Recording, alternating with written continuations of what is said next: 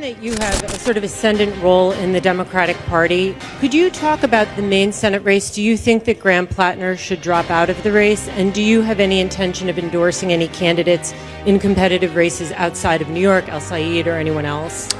No, I believe that it's time for him to drop out of the race. We've got major developments in this race for the Senate seat in Maine. There are now growing calls for the Democrat Graham Platner to drop out after yet another woman accused him, this time the accusation of rape about 5 years ago.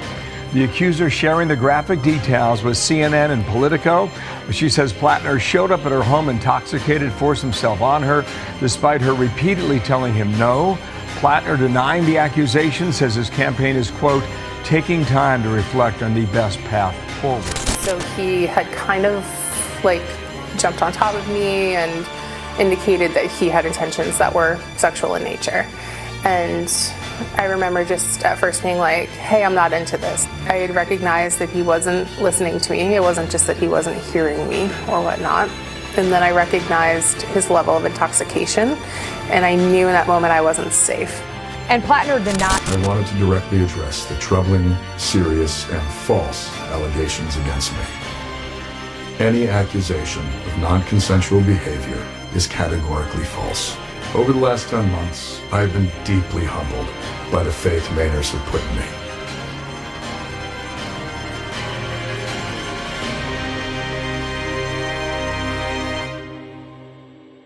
Yo, what is good, YouTube? Welcome back to another episode of The Conservative Libertarian. All right, guys, welcome back to another episode. I hope everyone had a great 4th of July. I certainly had a good one. Spent the time with my family, popped some fireworks, got to see some fireworks. We didn't go outside for real and do anything crazy. You know what I'm saying? I wasn't really feeling the greatest, and, you know, my kids weren't feeling that great either. So, and my daughter, my youngest daughter, she was terrified of the fireworks. So we just decided to just, you know, stay in home and watch the fireworks from outside our house. But as I've been gone, you know what I'm saying, a lot of things have been taking place on the big screen, the telly, you know, and it's getting just very bad for these Democrats, man. And don't get me wrong, Republicans, they can't get it together, bro. Shit, what's his name? Mitch McConnell. Is it Mitch McConnell, or is it, or am I thinking of a different guy? But there's one Republican out there right now that is, we don't know where his whereabouts are at. You know what I'm saying?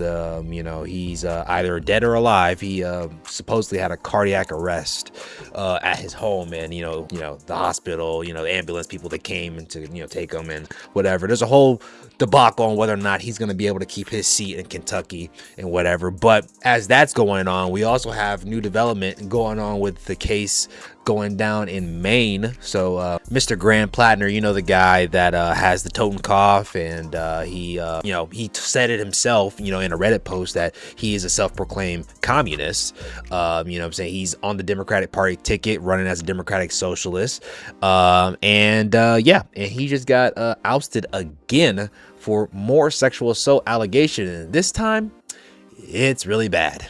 Let's get into it. Welcome back. This morning, we've been covering the growing calls for Maine Democratic Senate candidate Graham Platner to drop out of the race after a woman accused him of sexually assaulting her. The woman detailed her allegations to Politico in a series of 3 interviews over the past 2 weeks. Now, Graham denies the allegations, calling them, quote, troubling, serious, and false. Still, top Democrats who backed Platner through a number of previous controversies during his campaign have now begun rescinding their endorsements. Oh, no. Meanwhile, last night, former House Speaker Kevin McCarthy suggested Republicans are different and would never cozy up to a candidate who faced accusations of. When we had a very bad candidate and found out, we didn't vote for that person. We walked away. For better or for worse. Yeah. When Matt Gaetz came forward, we got rid of him. Now, he's talking about Gaetz there, I think, when Gaetz was Attorney General nominee. But remember, Gaetz as a congressman wasn't voted out. The Republicans didn't back away from him. And more than anything, that's the same Kevin McCarthy, let's remind everyone, who flew to Mar-a-Lago just days after the January 6th insurrection for a photo op with President Trump, who was found civilly liable for sexually abusing and defaming advice columnist E. Jean Carroll. Trump also, of course, bragged about how he treated women in that Access Hollywood tape back in the 2016 campaign. It's always whataboutism, man. It's always, well, you guys support Trump, and Trump is just as bad as Graham Platner. I mean, this is the thing, though. This is the thing. You guys are supposed to be the moral high ground, right? The moral high ground people. And the fact that he even got this far, right? Like, because there was already allegations before, you know what I'm saying that he had sexual assault allegations with many other women.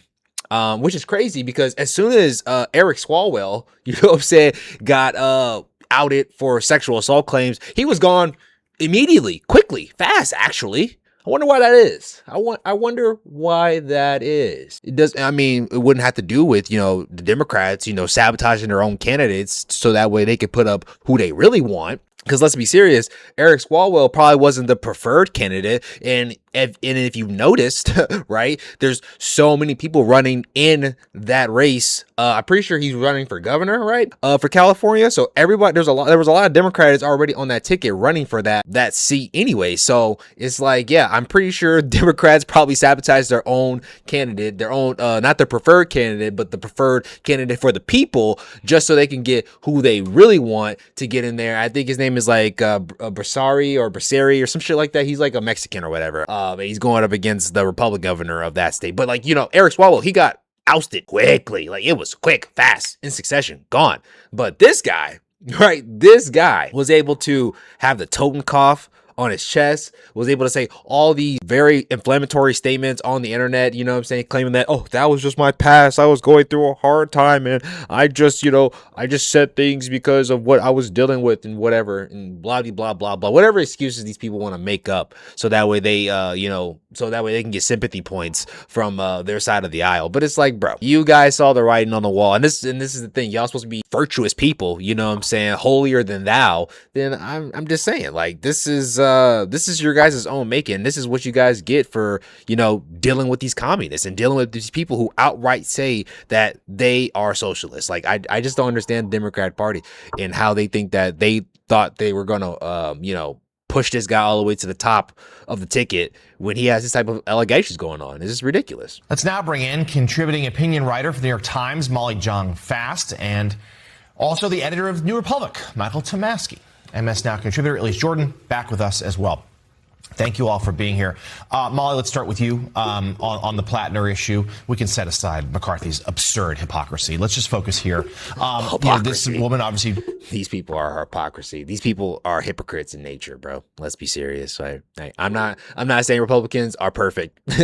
That's the thing. I'm never going to sit here and claim that every Republican is perfect, because none of these politicians are perfect. A lot of them are fucking scummy. You know what I'm saying? Con men, and deserve to be put in jail for real. Right. But let's not try to deflect, right, from the fact that we should be focusing on what this guy is doing. Right. Let's get back onto that topic. Right. Very brave in coming forward and telling her story here. And it's one that seems to be, for many Democrats, the breaking point in their support for Platner. What do you think happens next?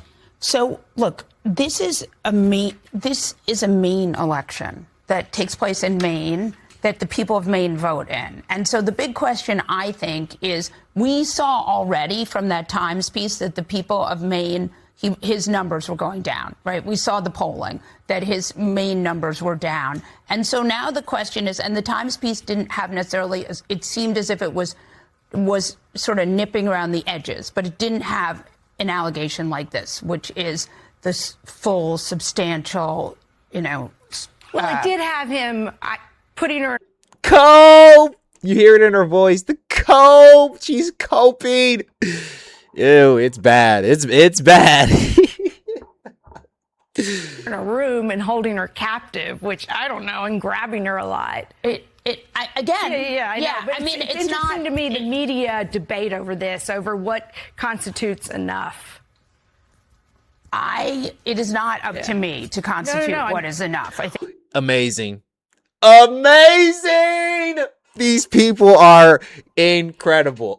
It's not my job to constitute what is morally right, or what is the objective thing for him to do about this. It's like, bro, but you guys have like very critical commentary about what Trump does. You guys are very critical about Trump's what he says. You know what I'm saying? When he was saying fight, fight, fight, you guys took that to the literal extreme standpoint.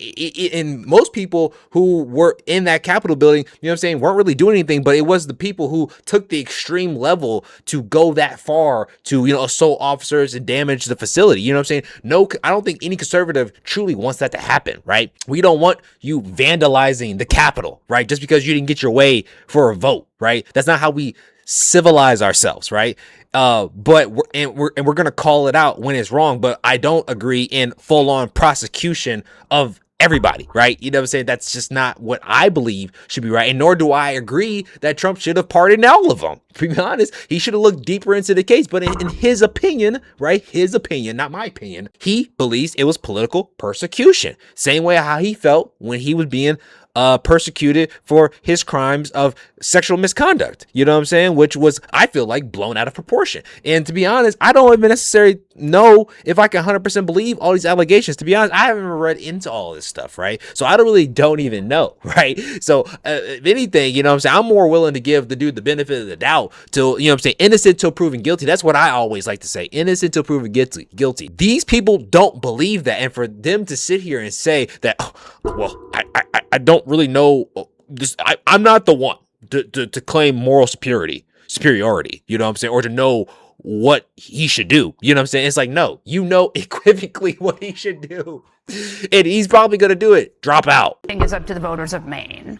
And we saw these polls after that Time story came out that said they were starting to really... His fundraising started to fade, too. Right. And so then the question is, and again, look, with this story... As someone, I mean, what she says in this story is that she is, I mean, the misogyny that I found in the story was this poor woman is saying it was non-consensual when it was obviously rape. And she couldn't say that because she was, you know, trying to protect him to some extent. So in my mind... Because she's a liberal woman. And this is the thing. This is what I'm saying. It be the Democrats getting their own people. Because to be honest, if she really was trying to toe the party line and be, you know, we got to vote blue no matter who, she would have kept her mouth closed. With all the allegations that he has going on, the tone cough, you know what I'm saying? All his words that he said about women, black people, you know, military service members, you know what I'm saying? And all these other different things that he's done, you know what I'm saying? Also with the other sexual assault allegations. It's like, yeah, she probably was like, yeah, this guy is not my guy. You know what I'm saying? He's not the guy that I want representing me in my state because he sexually assaulted me. You gotta give her props for being courageous. You know what I'm saying? Because who knows how the left could have took this and blew it back in her face. You know what I'm saying? They would have ousted her. But, you know, they believe all women. So this is a really serious, you know, as a woman and a mother of a daughter, you know, as serious as it gets. And you see in, you know, the ways in which the culture, you know, this victim is protecting this man. So in my mind, this is, you know, but it's not up to me because I don't even live in Maine. It is up to the voters of Maine. So, Michael, let me go to you. I'm just fascinated with this, horrified, really, in terms of just what constitutes a red flag in terms of coverage of a political candidate. You have the first time story being pretty much dismissed in a lot of quarters because the accuser, the victim, had a past of working for right-wing causes. And then certainly these allegations. Amazing. So just because she works with conservatives or she works for right-wing causes, that means you shouldn't believe her? Interesting. So I guess it's only believe all women when it's liberal women. I thought you said that she was protecting him. So which one is it? Is she a Republican or a Democrat? That even makes it more of a crazy thing that, you know, if she is a Republican, why is she protecting him, right? But the whole thing about just because she's a Republican or she works for Republican campaigns or whatever, or stuff like that, it's like, I feel like that's a silly argument. It's very low IQ. Like, you know what I'm saying? Like, which, like I said, I'm not that guy. I'm not going to sit here and say I believe all women, because, I mean, necessarily, I don't believe all women. I don't even believe dudes. So why would I, if I'm going to be an equal, you know, person here, you know what I'm saying? If I'm going to be equal, then I'm not going to believe anybody for real. Even if you were saying it from the bottom of your fucking heart, you know what I'm saying? I need to see facts, proof, and evidence. That's how we determine the truth, right? Off evidence, right? If there's no evidence or there's no proof, or it's just a he says, she say type of thing, I'm gonna be skeptical. I'm gonna be a little bit hesitant, because I don't agree in ruining men's lives, right? I don't agree in ruining anyone's life over allegations. You know what I'm saying? So that's just not how it should go. When you have corroborated evidence to back up your claim, text messages, therapy sessions, all these different things, it's like, yeah, I don't know, man. I don't know. Something about this is smelling fishy. And yeah, the cope is for real. The cope is real. Coming from MS now, you know what I'm saying? BS now. The cope is real. But let me know what you guys think down in the comments down below, whether or not he should drop out or not. I think he should drop out. This is definitely a nail in the coffin, and Democrats might have just sealed their fate in not taking back either the House or the Senate. They might get the House, but getting the Senate, no. No, it's not happening. It is not happening. But yeah, I will catch you guys in the next one, man. Peace.